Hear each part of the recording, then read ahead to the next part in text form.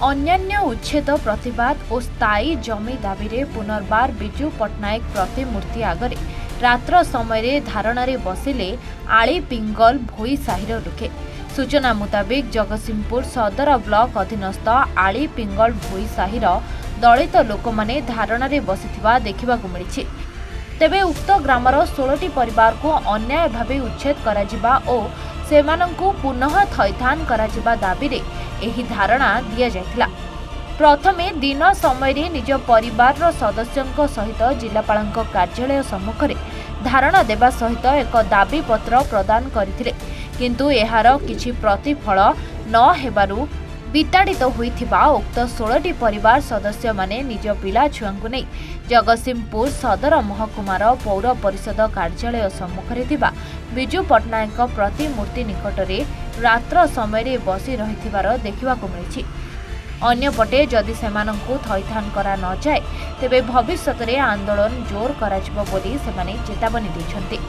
परिचय दियंतु। मो ना लिट्टू भाई ग्राम आली पिंगल जिला जगतसिंहपुर बसवा कारण है पूर्वर केस थिला 40 वर्षर गोटे संपत्ति था अनाबाजी बेली से अनाबाजी बेली जो संपत्ति घर कर रोते 16टी परिवार जे कि अंबिका प्रसाद महांती जड़े व्यक्ति कहला मो पवित्र संपत्ति 7 जानुआरी 7 उठे उच्छेद कर जानुआरी 7-8 उच्छेद कला 9 आम तहसीलदार को जनईलु। तहसीलदार कौन कहले 15 दिन भितर तुमको सठिक थैथान करा सठिक पट्टा भी दिज्व। 15 दिन पर आम जो गलु तहसीलदार पाक तहसीलदार कहले ये सब प्रोसेस 3 मास टाइम लगे तेणुक 3 मास टाइम भी दिंतु। तेणु 3 मास भितर रहा ये मैंने रे कौटी जेहेतु से मशाणी जगह देती मशाणी जेहेतु मशाणी अच्छा किसी पाल खंडे खंडे देती से मशाणी रे केमी चलिए केमी अंधार किटी किटी पानी ना दूर पानी अच्छी से रे कि चलिए कि सही अभियोग ना आम कलेक्टर ऑफिस आसलु सका 10 रु संध्या 7टा पर्यंत बसिलु सी भी किए शुणिले तापर आम विजुआल टास्क आसी बसिलु आमर अनशन करने बसिलु। आप बाबद क्या लिखित अभियोग कर या बाबद कलेक्टर ऑफिस कहला आगुरी पूर्व कलेक्टर ऑफिस लिखित अभियोग तो कहले कोर्ट रे केस चलती माने आम से किसी बुझीपारूँ कोर्ट रे केस सरला आम से बुझू जेहेतु आम आसीलु एपर्त किसी हैनी आम अनशन कलापर काली लिखित भाव में लिखिकी देवु जे कि आमको थैथान करा जाऊ। आम चाहूँ जे कि एमाने सठिक भाव रहतु थैथान हुंतु। आमर दाबी होची वसुधा योजना रे आमको जमी मिलू प्रधानमंत्री आवास योजना रे आमको घर खंडे मिलू 16 जन परिवार से शांति रे रहिबा चेष्टा चालू जगार तड़ी देछन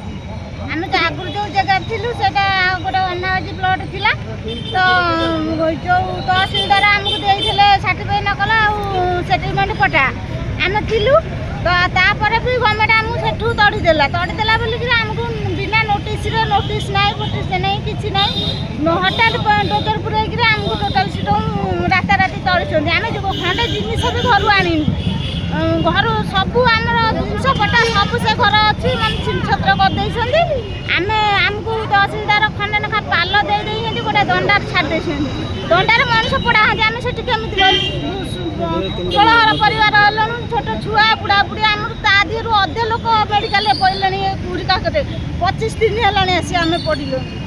अच्छा नवीन सरकार जो आगुरी पूर्वतन सरकार थिले से तो भूमि पट्टा दौले आपन कोन से पट्टा मिलनी ना पट्टा मिलनी सर्टिफाइड नकल आ सेटलमेंट पट्टा खंडे मिल एबे आपन घर भांगी सिके आम घर से अंबु महांती भांगी अंबु महांती किए आमर सही घर पाखर लोक जन